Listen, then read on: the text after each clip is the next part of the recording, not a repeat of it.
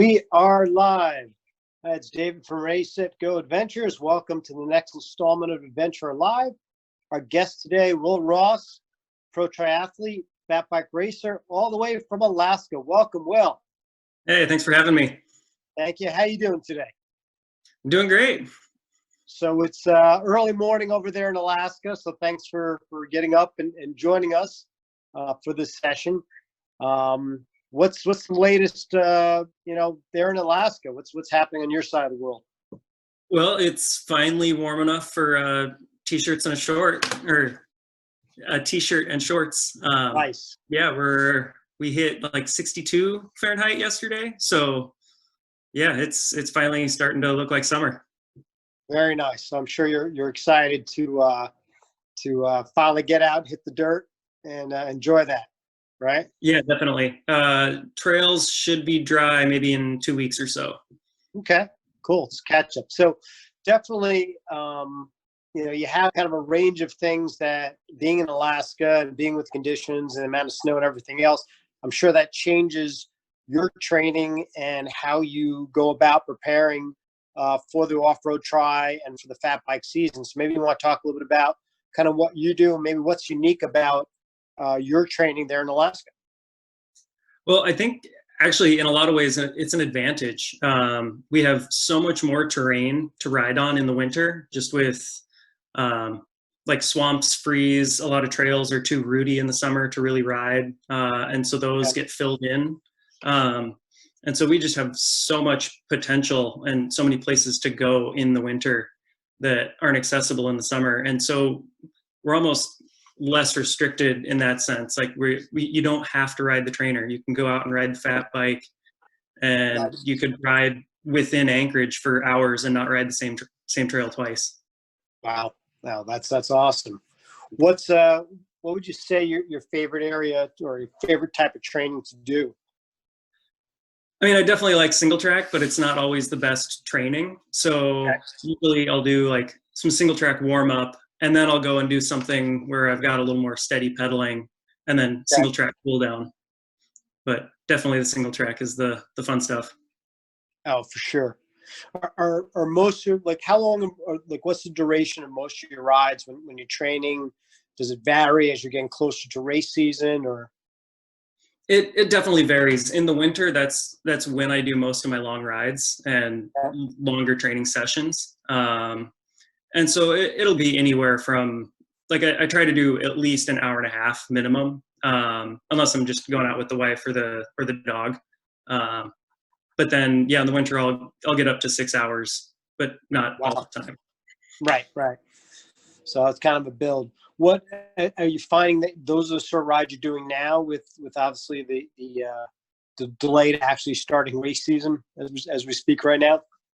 Yeah, at least for a while with the hunker down situation in Anchorage, I wasn't working since my wife's in the hospital, and so she sees a lot of those COVID patients. So, so I wasn't going into work just to help protect all my coworkers and the whole bike community. But yeah, I was able to get out and do a lot of like between 2 and 4 hour rides, and that's really ideally what I would like to be doing this time of year. But usually this is the busiest season in the bike shop, and so it's hard to really train properly.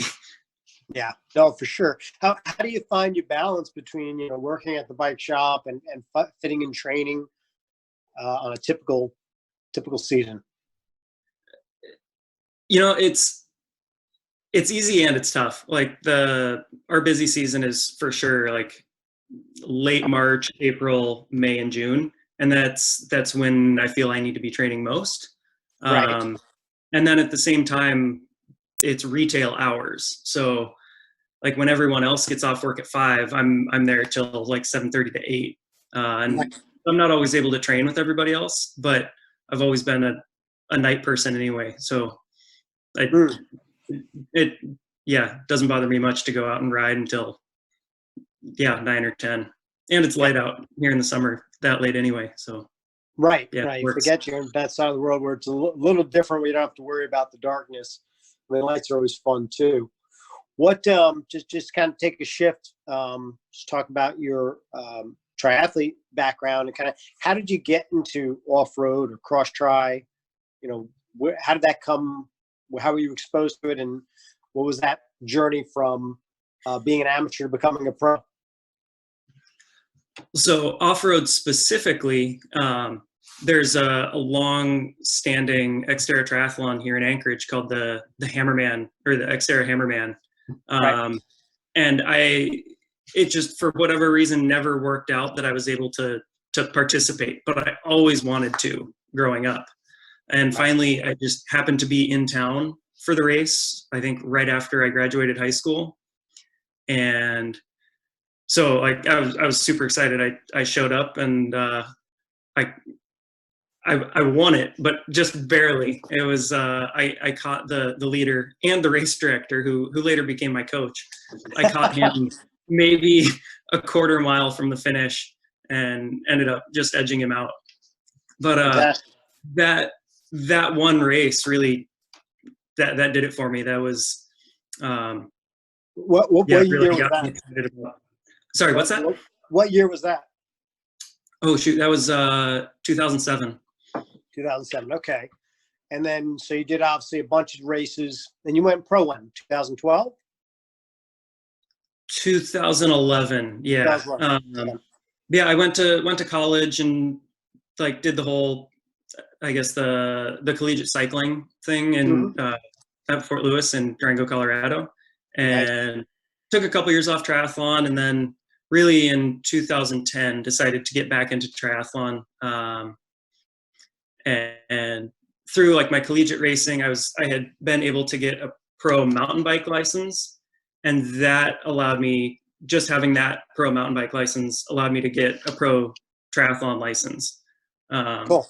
So then, yeah, in 2011, yeah, then I went to my first pro race was the, was it Xterra Waco? I don't actually remember what they called it, like the Southern Championships or something like that. Yeah. But it was in Cameron Park in Waco, Texas.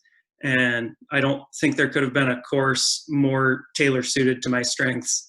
And yeah, ended up having a great battle with Cody Waite, Adam Worth, and then Trevor Glavin. He hasn't been racing in a while, but yeah, and like at one point in the race, Nico Lebrun, like a former world champion, passed me right at the end of the bike, and it just, I was so excited that I was racing that well, but also like kind of starstruck at the same time. Sure. And so yeah, then I was really into it for 2 or 3 years, and then but then the whole fat bike scene exploded up in Anchorage, and I was working for bikes. And so yeah, I did the fat bike racing and for a while and got really into that. But then there's just only so far you can take fat bike racing. So yeah, thought I'd get back into triathlon, and yeah, I've been enjoying it. Okay. Just shifting back to the fat bike. I mean, obviously you've had some pretty significant wins. Obviously you've raced in Alaska, you've raced in Wisconsin, some of the hotbeds for fat biking in that whole region. What would you say your most memorable fat bike race has been? Oh man. The fat bike Berkey is always one that's really going to stand out to me. It's the largest fat bike race in the world. The first year that I did it, Ned Overend was there, and Rebecca Rush was there as well. And I was just kind of starstruck by all these awesome athletes. And I ended up getting second to Ned that first year in 2014. And it really motivated me throughout the next year. And I trained really hard that next winter, and ended up just edging Ned out the following year.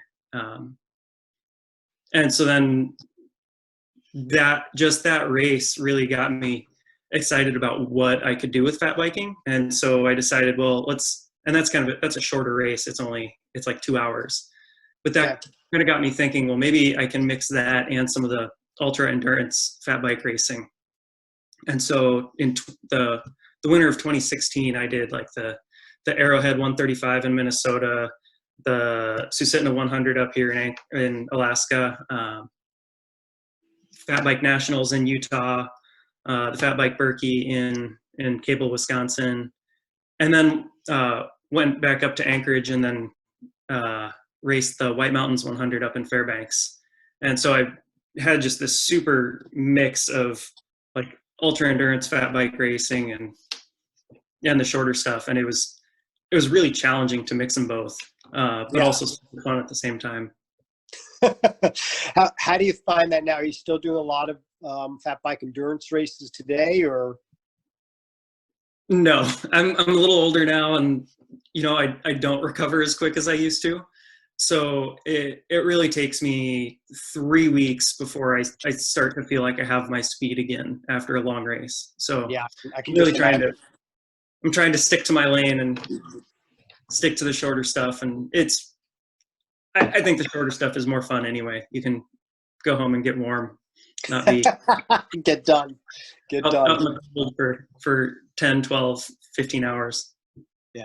Do you think though, like, I mean, even we were talking about earlier, we'll do 4 to 6 hour rides and you'll do all those sort of things, and obviously not, doing 100 miles, but do you think that's giving you a stronger base? And do you think that's what's helped you with some of your success last year in off-road track?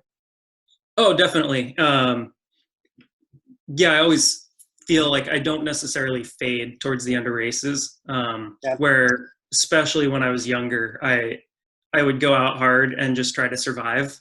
And now I'm kind of pushing through all the way to the end. So I don't know if it's directly related to endurance riding or just getting older and knowing how to pace myself. Experience has a lot to do with it. Yeah. Obviously, it's funny, before you were talking about Ned Overend, and obviously a phenomenal cyclist, and it's amazing staying power into his 60s now and still being a dominant force. It's hard to believe. But that must have been absolutely surreal, to race against one of your heroes and obviously be edged out by a little bit and then beat him by a bit. That's yeah, awesome. definitely. And he was a hero. Like my high school, or the pool that I grew up going to and was at my high school pool, there was a vending machine, a Mountain Dew vending machine that had a picture of Ned when he raced for like Mountain Dew Specialized. And so Ned Overend was on my high school vending machine. That's hilarious. What do you find is keeping you motivated these days? I mean, what's your focus? What's keeping you on target for the future? I guess COVID specifically related, or? Yeah, I mean, obviously, as much as we all want to race, you did all that baseline training, you had a season plan, you had a pro podium finish at Quebec in July of 19, and obviously I'm sure you're ready to build on that and build on that success, and obviously this kind of holds you back. We're uncertain about exactly when we get back to racing. Hopefully it's soon. But what do you do to stay kind of in that mindset? I'll be honest, I've struggled with motivation a little bit, and I don't know who hasn't. But one thing that I've really tried to keep in mind is always having a little goal, whether it's a process goal, like just getting out and making sure you do something every day, or like Strava, for instance. I'm setting little Strava goals for myself. Like I want to take that segment. I want that KOM, and I'm really, that's my goal for this week. I'm going to go and get that this week.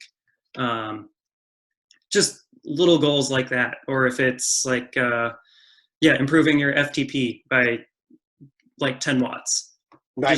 Just little things. You got to keep yourself motivated one way or another. Have you taken doing a lot of indoor, whether it's Zwift or Sufferfest, or do you use any of those platforms? A little bit. Our local bike club, the Arctic Bicycle Club, they hosted a whole series of Zwift races. And I missed like the first 3 or 4, but I jumped into the last few, and it was a lot of fun. It was the same local contenders that Right. I raced with all summer and all winter, just virtually. But yeah, so I guess a little bit, but not too much more than I normally would be. Okay. Okay. Again, it's what are the outlets, and I appreciate your, it is an awareness that we're all going through this transitional phase, this uncertain phase, and I just hear from a lot of others like yourself that at least, not that a Zwift race is the same as doing an off-road tri or doing a fat bike race, but it's at least something to challenge yourself, right, and Oh, connect with others, right. So it's something that I certainly find that as benefit, to do that right now. Let's shift to training in general. Anything else that you do that you feel is unique to you, or that you feel, if not unique, has been a core area that you've benefited the most from? I guess the other thing that would be unique for an Alaskan is just other places have this as well, but mountain running. There are so many mountains just like right out the back door. Just a 10-minute drive away from 15 or 20 different, like 3,000 to 5,000 foot peaks. So typically, at least in the summer when I'm not injured, right now I've been dealing with plantar fasciitis and some Achilles issues, so I haven't been as much. But I love the mountains. I grew up mountain running all summer when I was a cross country skier, and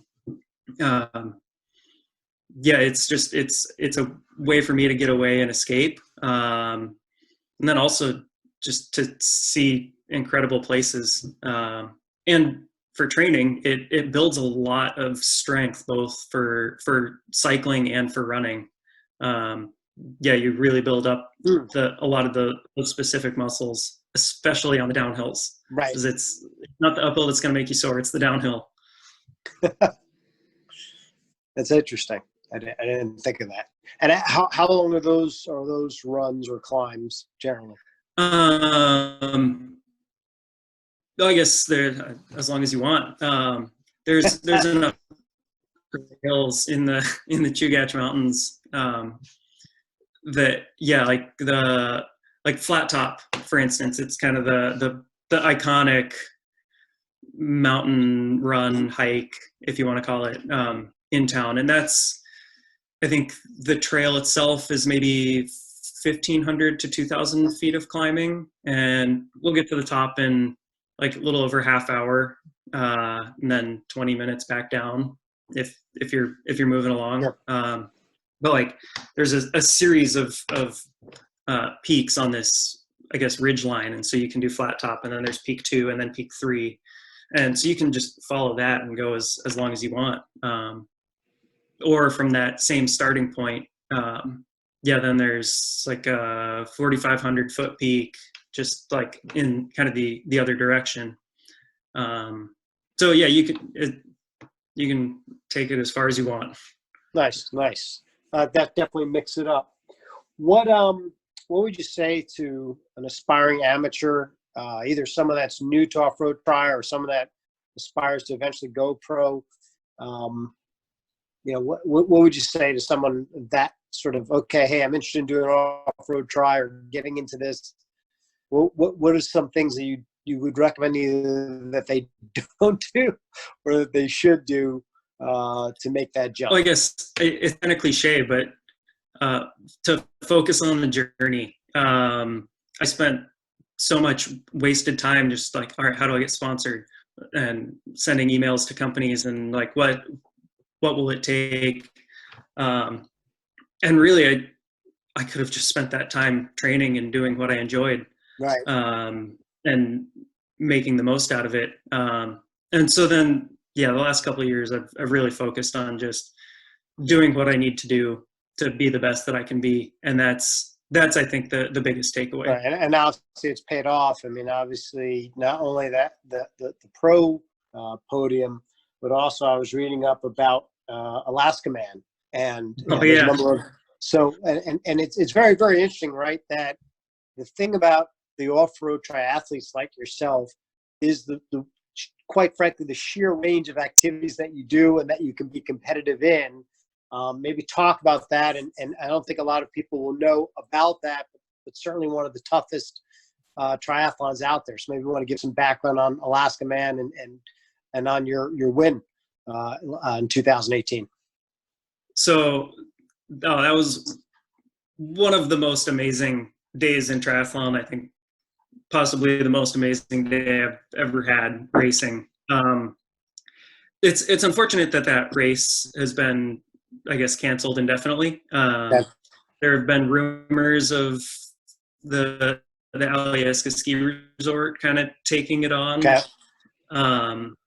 But we heard about this event. I think we heard about it in 2016, that this race director from Texas was going to come in and make this iron distance race where you swim in Resurrection Bay. Like, nobody swims in Resurrection Bay. That's ridiculous. And then, oh no, not just 2.4 miles, 2.7 miles.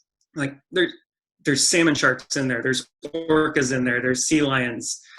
There's humpback whales. There's so many things in this water. Like, you don't swim there. Oh my God. Nobody swims there.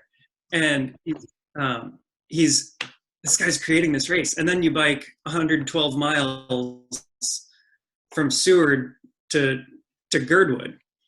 And then once you get to Girdwood, that's where Alyeska Ski Resort is. Then you do a marathon. And then the last 10 miles is up and down this 3,000-foot ski resort twice. Like, that is ridiculous. Who's going to do that? But it sounds awesome. It sounds awesome. And so, sounds incredibly stupid. Let's do it. So the first year it happened in 2017, I went and the shop I worked at the time, Chain Reaction Cycles, we had like a service booth there at the start. And then the owner of the shop, his wife was racing. And so, and all the racers needed a support vehicle and a support person for the race. And so I just kind of followed along in the support car and watched everything happen. And it was the most inspiring race I've ever witnessed, watching it and seeing just the carnage that was going on in T1 after the swim.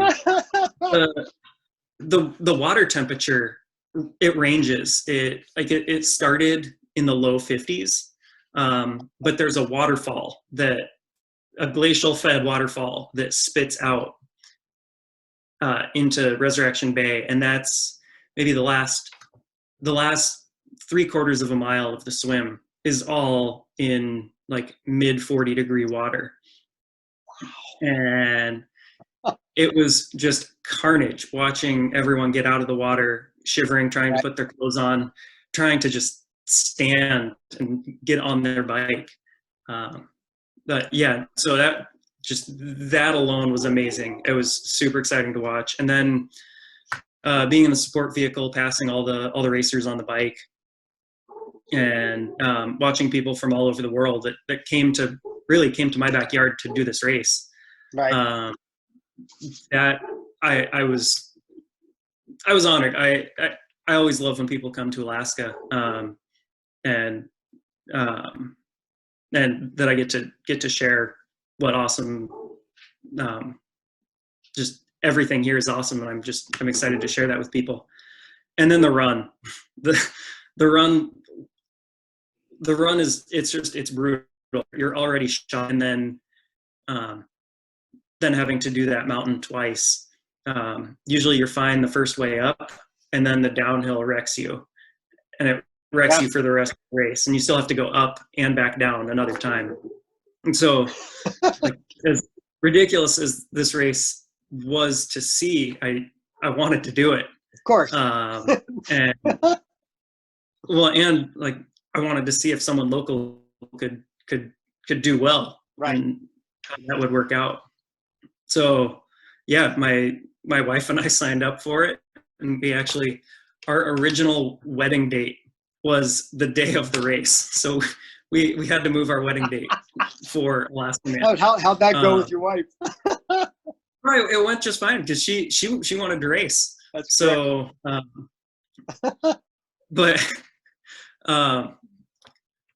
but yeah, so we signed up for it, and they're like, well, why'd we do that? That was ridiculous. I don't want to train for this all summer. And and then we went to my parents had just gotten a boat, and so we wanted to test the boat out. So we went down to Resurrection Bay in Seward and tested this boat out. And while I'm learning how to drive it, sure enough, there's a humpback whale right next to us on the swim course, like exactly where the race would be swimming. Oh my God. Yeah, I think 2 or 3 humpback whales were bubble feeding right where the swim course goes. But yeah, so we probably didn't train as much as we should have with all the wedding planning. Right. But we did have that hometown advantage of knowing what we were getting into. The area. Yeah. But yeah, so we both raced, and kind of surprised myself and came out of the water in second. And then had a great bike. Normally I'm not a huge fan of riding on the road. Kind of get bored after a while. That's why I do the Xterra stuff. Sure. But yeah, I had a great bike and came off the bike with a 5 or 10 minute, 6 minute lead, something like that. And then the order of what was going on around me really shuffled as soon as the run started.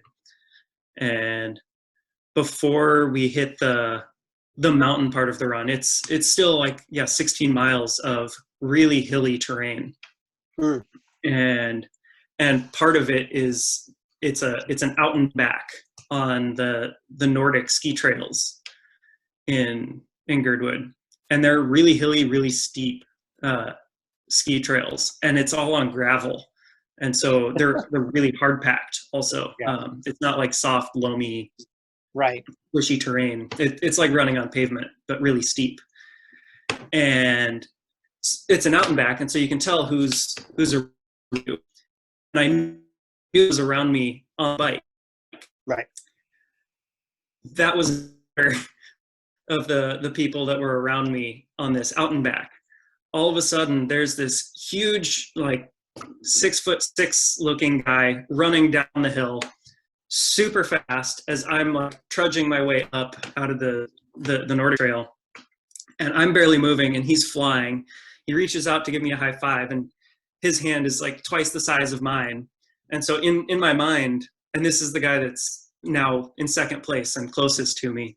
Right. And in my mind, it's just this giant Norwegian dude that's going to run me down, and he looks fresh, and I'm dying. And I lost a little hope for a while, and kind of shuffled my way into they call it T4 or T3 in this race, where you kind of change the trail running aspect to the mountain running segment of the. And so I stopped there and was like a little shaken up, and like, all right, somebody needs to tell me who this guy is and find out everything you can about him and let me know. But then as soon as we hit the mountain, I had a Red Bull and felt totally different as soon as I started going uphill. And yeah, with all the mountain running I do, I was pretty at home and was able to really kind of maximize my advantage on the mountain, and ended up taking the win. That's awesome. That sounds like a perfect insanity sort of race. Hopefully it does come back. From the race director side, I mean, that's one of the challenges, is all the logistics and all the planning and all the expense. And even when you put everything together, you're not sure when it or how it's all going to come together. So it's always that, exciting aspect of when it does all come together. That sounds incredible. But I think that, and that's, I appreciate sharing the story and the detail, because, you think about, at the end of the day, and I've had this discussion, with a number of the other pro triathletes, and kind of that comment you made before about being on a journey is just that is the stuff and the work that you do and all this training and all this, even right now, it'll pay off, and I think, and it's kind of what you were saying about before, where, early you were focused on, I need to get sponsors, I need to do all these things. And when you shift and just focus on the training, the results just start happening, right? So Absolutely. So just getting going. Let's see. What about just shifting back to off-road tri? What would you say your favorite course has been, or that you like to compete on? Well, like I said earlier, like the Waco course, I don't think there could be a course more tailor suited to me. Okay. But then, I like the Canada courses. They're both at sea level, which is nice for a sea level person. Okay. And they're technical. The bikes are technical, and the runs. It's not just like, all right, get to 5-minute pace, 5:30 pace, and hold it. You're swinging off of trees, jumping off of rocks, and like getting stuck in the mud. Yeah. Yeah, there's a lot more going on those courses than just power. Right. And so, I really appreciate that. Yeah, so you can really work on your skills. And you're right, that each course plays to different strengths. And like a power athlete, when you throw them in a tech course, it's a bit of a different game. And if you have those tech skills or the power of the mountain, right? So that's definitely a game changer. Yeah, well, and even if they do have the skills, like, man, Josiah is a skilled bike rider. Yep. But on a technical course, it does even the playing field a little bit. Josiah and I were able to bike for quite a while together in Quebec last year, and then we hit one power section and he was gone. But I gave it everything. But he was gone. So it levels the playing field a little bit, and I think it's more just what Xterra is all about. It's about the adventure. So yeah. I mean that's how I got into it, and eventually went from racer to race director and still racing. So it is definitely a tribe and a culture and just kind of a way of being, and you don't know what you're going to hit on a course. And I have to agree, the aspect of off-road and how different the courses can be from the other, and what you're going to face in terms of terrain, even on the same course, right? Year over year, if there's rain, if there's who knows what's going to happen to those courses, and you've got to be very flexible, right? Well, with Maui, and there's so many different conditions Maui can have, and everybody. If anyone's raced the Xterra Worlds in Maui, like, oh, did you race one of the mud years? And that mud it's like nothing else. Yeah, no, I've seen video. I'll be heading out. I'm in November's race right now. So, awesome. Yeah. I'll be out there. It'll be my first time. This will be the third time that I've had a way of getting there, and as long as that race happens, I'm going. So it'll be an experience. But I've seen, obviously all the shows, and I know exactly what you mean. The mud years are just pure carnage, pure absolute carnage. There's no other word. But it's exciting, and I think that's the adventure, and that's the fun part. What are you riding these days? I know you're obviously sponsored by Trek. What are you riding? Anything unique that you do on your bikes as far as your setup? Well, I guess I'm not sponsored by Trek yet. Okay. The shop is the Trek shop, right? Yeah, sponsored by the Trek store of Anchorage. So locally owned shop. Okay. But yes, I do ride all Trek bikes.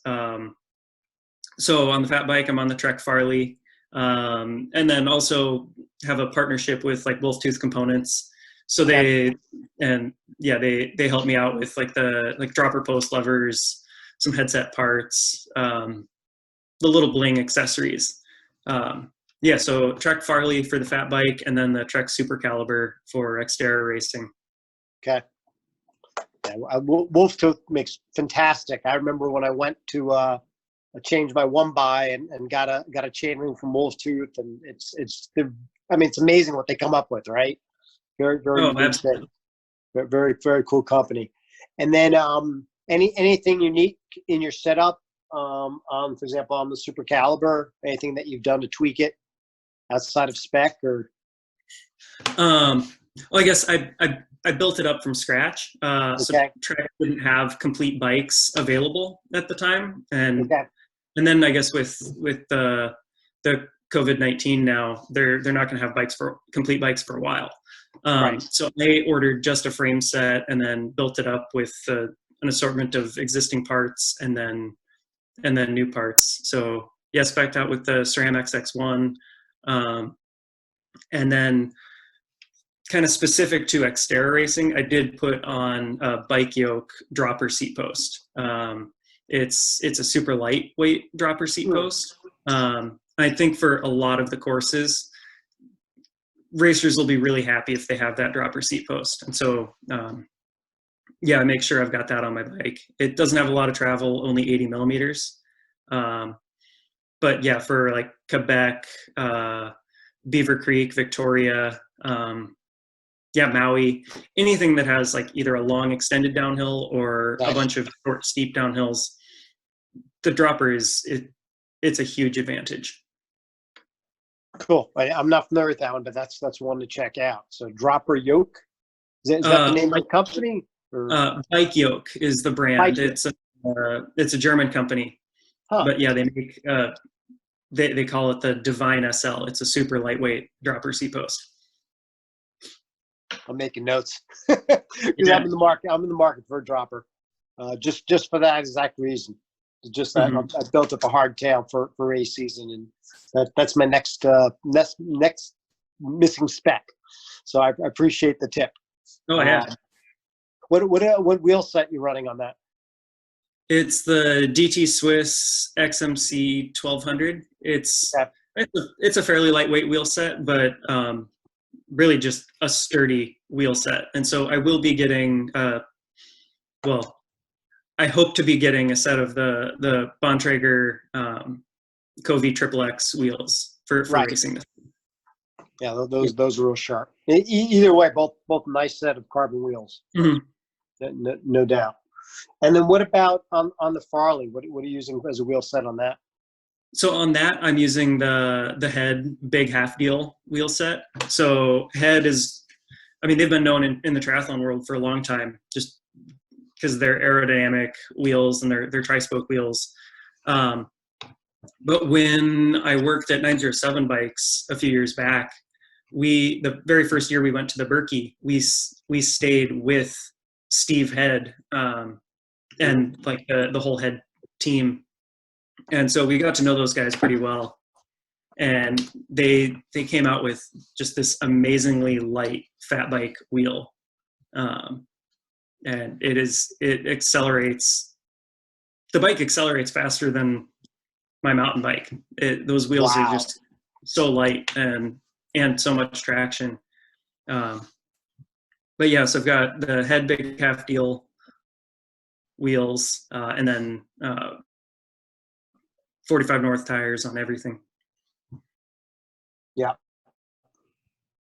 And 45 North's one of your sponsors as well. They've been an amazing sponsor over the years. I didn't really seek them out. We just met them at Interbike and started talking tires, and then kind of kept seeing them at events over the years, and they kind of kept giving me prototypes to play around with. And so then after a few years, it turned into a sponsorship, and I ended up on the 45 North team. They're a great company and a bunch of great people to work with and hang out with. Yeah, they make great products. I have a pair of Japanthers. I know they changed the boot line a little bit, but those are my go-to fat bike riding and racing boot. And it's amazing the quality of their stuff. Yeah, definitely. And all of their products are made pretty much specifically for snow and cold weather, and so everything works as intended. And it makes sense to have someone like yourself be one of their test athletes. You're surrounded by all that terrain, and having, the Alaskan winter is awesome. So, I mean, it definitely shows. So that's and very, like very cool. we get, I guess, kind of a month extra on either end of the season. So if they want something tested early in the year, then I'm the guy. Or if they're coming out with a prototype kind of at the end of the season that they can't test, it helps. I can get it out on some. Like, I can test. Yeah. Send it here. Maybe just shifting gears. Now, you had a great race also over in Crested Butte at the Fat Bike World Champions. I love that they named it that. Maybe talk about that, your podium finish, and going up against Josiah, and that whole experience. That's a really cool race. I went to school in Durango, Colorado, but I had never been to Crested Butte, and that's just an awesome town. So that in itself was just a great reason to go. And then, when 45 North they wanted a team down there, and not everyone on the team was able to travel at that time. And so of course I'll go. So I went, hung out with the 45 North team down there, and then raced. And, I've never done well at altitude. It is just, for whatever reason, I just don't agree with it. And so I used an altitude tent this year for training, and just slept in that every night for the 6 weeks before the race. I think that really made a huge difference. Wow. Then the race itself was kind of wild. It started out so hard, and my altitude experience, like, oh no, we're going to blow up. This is not sustainable. And then we made it up the first climb, and kind of, I hung on and I recovered, and okay, well, let's see if I can do that again. And the course had 2 climbs per lap, and we did 5 laps, I believe. Yeah. And it's funny, if it was at sea level, it would be the easiest. It would have been a piece of cake, easiest course out there. But being at 9,000 feet, it was every hill was all I could take, and then the downhills were just long enough to recover for the next climb. So it kind of came down to a group of 4 of us at the front. Josiah, Chris Stevens, who has also won the Fat Bike Berkey, myself, and then I can't remember his name, but a rider from Boulder. Okay. And so, all right, 2 sea level guys, 2 altitude guys. Let's see how this goes.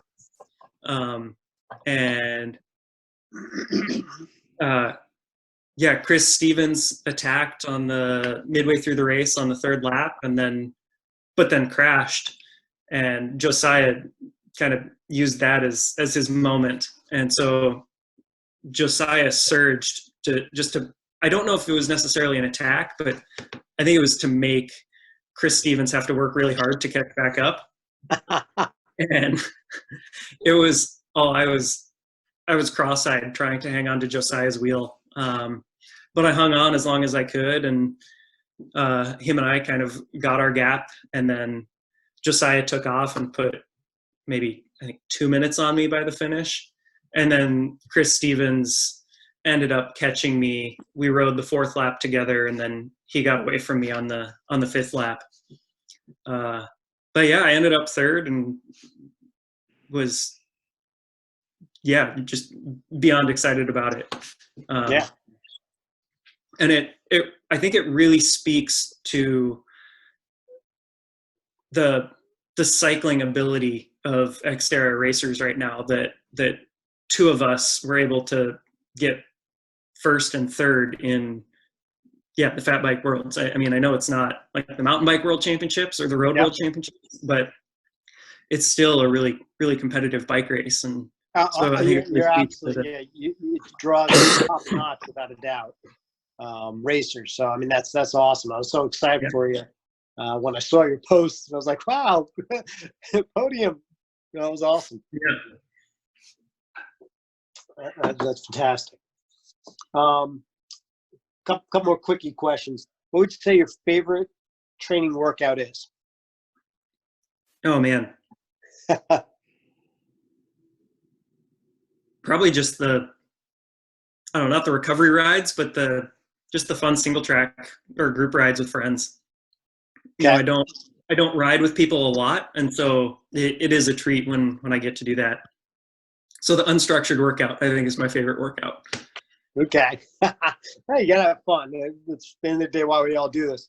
What's the one you dread? Anything threshold. I'm just not made for threshold. I've always been kind of a fast twitch muscle kind of guy, and so anything with sprinting and recovering, I'm gonna excel at. Anything that has a sustained effort, where you're just kind of where the lactic acid is just kind of festering and getting worse and worse and worse. That is absolutely my least favorite workout. That's great. And you know what? And you got to pain through it, though, right? You got to build and accept this as part of the game, right? Well, yes. Unfortunately, what about recovery? What do you find is effective for you for recovery? Anything that you do in terms of treatments, supplements? What do you find super helpful? I mean, I guess I take all my vitamins, fish oil, but the biggest thing for me is sleep. I think I need sleep, and I've come to realize that I can't always just wake up early every morning and crank out all my workouts and work and then feel great the next day. I need quality sleep, at least 8 or 9 hours. Okay. Yeah, I think that's the most important thing to me. Okay. You know what? That's sage advice. We all have busy lives and balancing work and our athletic pursuits and how do you fit it all in, right? So it's definitely a challenge. What about just shifting gears one more time? What would you say your top 3 workout songs are? You need something to motivate you. Oh man. I guess I've always been a fan of Muse, so almost anything that Muse has. And I'm not so much into beats. Melody does it for me a lot more than music. But no, I don't think I really pay enough attention to have favorite songs. Okay. Which is have you seen Muse live? What's that? Have you seen them live? Muse? No. I saw that they did a holiday show like a year and a half ago. I finally got to see them. So when live concerts start again, see them. Yeah, I will. They were unreal. So cool. What about? Go ahead. I'm sorry. Go ahead, Bill. Oh well, it's kind of funny. Like my parents met in Anchorage Symphony, and so I'm like I was bred to be a musician, and it didn't happen. Didn't happen.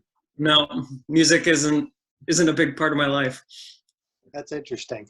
But you know what? I wonder, and I look at it in my daughter as just an example. You pick up a certain amount from your parents, and maybe it's that work ethic. Maybe it's, if you think about a musician, all the minutia that you have to do to perform right as a musician, I think you're just applying it as an athlete, right? Have you thought about that? Oh yeah, definitely. Yeah, and I did. I played the trumpet for 4 years or so through middle school and then a little bit of high school, and it was fun. Like I guess I did pretty well at it and picked it up quickly. But then yeah, with ski racing really kind of taking over my life in high school, there's only so much time for hobbies. Right. No, I Yeah. get it. I get it. That's cool. What about just and one more piece we'll do here in terms of pre-race? What does your pre-race preparation look like? You know, the day of the race. You know, you go through registration, you get your number, and you're tattooed, and you're all ready. What does that look like? What have you found been most effective as a pre-race? That I gotta say is the worst part of racing.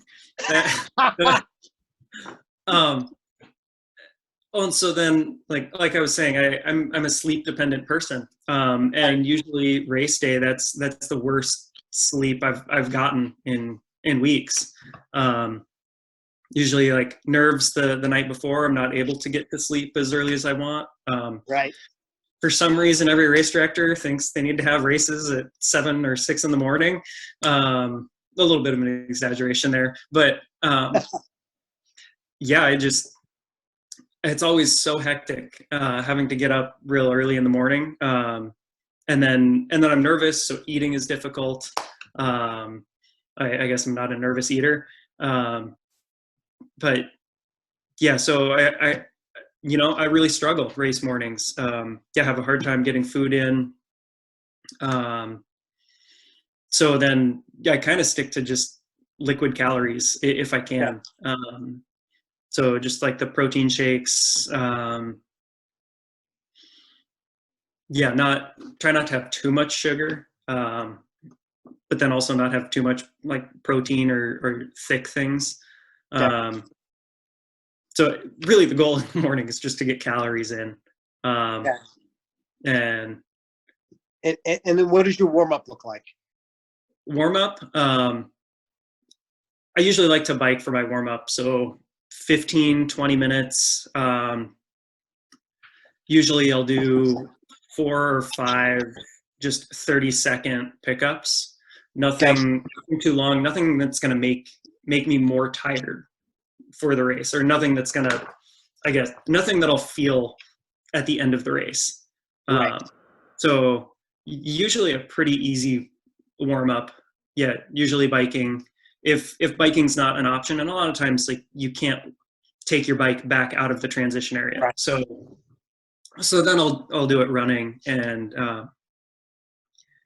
then 4 or 5 minutes swimming before the race, just enough to get the arms moving. And then like one thing I learned in the Alaska Man preparation, like for swimming in really cold water, and it still goes when the water temperature is in the 60s, but get your face in the water and blow bubbles or swim.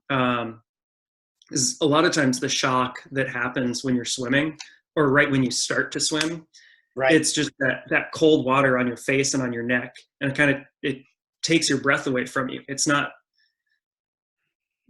yeah, like you can avoid that panic by just putting your face in the water and blowing bubbles. Sounds simple, so but it's good. Yeah. Awesome. All right. Well, Will, wanted to thank you so much for being our guest on Adventure Live. Tune in next week. We're going to be going to Colorado. We'll have a surprise guest. Details coming really, really soon, but it's someone I think most of you will know. Dave from Ready, Set, Get It, Go Adventures, Live Venture, checking off. Thanks for having me.